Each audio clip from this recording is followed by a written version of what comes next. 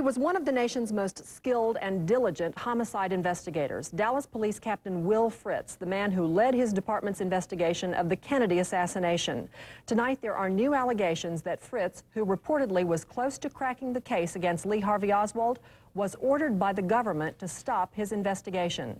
Texas News 5's Bob Serkin joins us tonight with the story, with more on that and how Fritz may have left revealing notes and even tape recordings of his interrogation of Lee Harvey Oswald. Some people may find this disturbing. Jane, no question about it, Fritz had many friends and admirers out there, but few really knew him. He was secretive about his work and his private life. Fritz was revered for being a master investigator and interrogator who could make anyone talk. A tough, no-nonsense detective who served 49 years and grilled the most famous suspect in the world. Will Fritz died in 1984 at age 88. Going to his grave, say some friends and associates, frustrated and haunted by his investigation of the Kennedy assassination. This was Fritz, moments after Jack Ruby murdered Lee Harvey Oswald in the basement of the Dallas Police Department on November 24th, 1963. Are you absolutely sure that Oswald was the assassin of the president? Yes, sir, no question about it. Some of those who knew him well tell us Fritz was close to cracking the case against Oswald. Then he got a demanding call from the White House. I always thought he got a call directly from Johnson.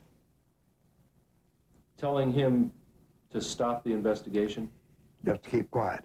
So why would the government want to stop Fritz? Internationally renowned Kennedy researcher Mary Farrell thinks the government was fearful of the impact of Fritz's evidence.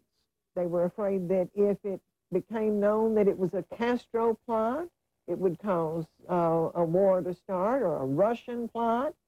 And the best thing to do was shut it up right then.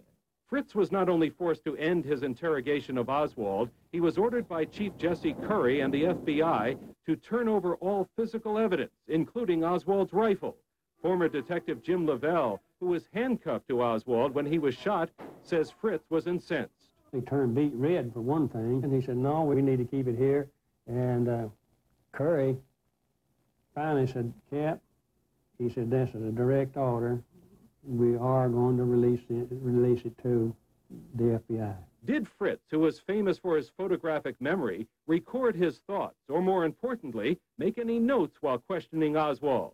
Fritz, who testified before the Warren Commission 3 times, was asked by Joseph Ball, do you remember what you said to Oswald and what he said to you? Fritz, I will have trouble telling you which period of questioning those questions were in, because I kept no notes at the time. But in this affidavit to the Warren Commission, a contradiction by Dallas Postal Inspector Harry Holmes, who sat in on Oswald's final interrogation. Holmes, recalling Oswald's anger over Fritz's repeated questions, quotes Oswald as shouting, "You took notes, just read them for yourself if you want to refresh your memory." There are questions about tape recordings Fritz may have made of the Oswald interrogation. At least one former Dallas police detective says he helped install secret microphones for that purpose. Jane? If there are tapes and notes, where are they? No one knows. Some people have told us they thought that Fritz may have had a secret lockbox in a bank and may have left notes and tapes, but that can't be confirmed. And our efforts to try and talk to Fritz's widow and only daughter have so far proved futile. You said, in fact, she was frightened to talk with you. Very frightened, very frightened. Thank you, Bob. Interesting report. By the way, coming up at 10 tonight, Mike Snyder will report on some new evidence involving the Warren Commission. That's at 10 tonight. Testimony opened today.